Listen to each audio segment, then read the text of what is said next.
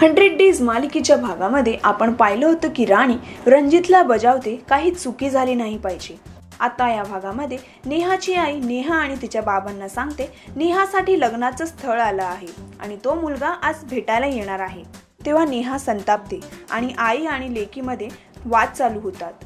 Tawde sir Ajay आणि त्याच्या सहकाऱ्यांना केसचं काम कुठपर्यंत आलं असा प्रश्न करतात। अजय त्यांना सांगतो राणीने तिची नोकर संगीताला मीराबरोबर बोलताना पकडलं आहे व असेच बरेच पुरावे तिच्याकडे आहे। नेहा अजयला फोन करते पण अजय त्याच्या सरांबरोबर बोलत असल्यामुळे तो फोन उचलू शकत नाही आणि तिचे 10-12 मिस कॉल आल्यामुळे तो टेन्शन मध्ये येतो आणि तिला परत फोन करतो पण नेहा फोन उचलत नाही। नेहाची आई नेहाला तयारी करून खाली यायला सांगते। राणी लॉन मध्ये उभी विचार करत असते तेव्हा शरद तिला सांगतो टेन्शन घेऊ नको, रणजित बरोबर काम करेल व दोघं जण अजयचं केस मधून दुर्लक्ष कसं करायचं ह्याचा विचार करत असतात। इथे नेहाच्या घरी रणजित त्यांना भेटायला येतो। मीरा संगीताला फोन लावते पण तिचा फोन लागत नसल्यामुळे ती घाबरते।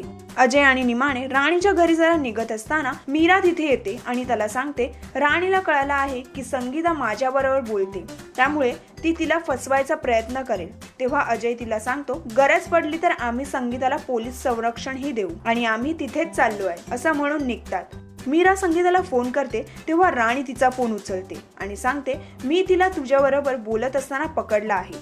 आता पुढे काय होणार हे जाणून घेण्यासाठी पाहत रहा मराठी कट्टा। मराठी सिनेसृष्टीच्या ताज्या अपडेट्स व गॉसिपसाठी आमच्या चॅनलला सबस्क्राईब करायला विसरू नका।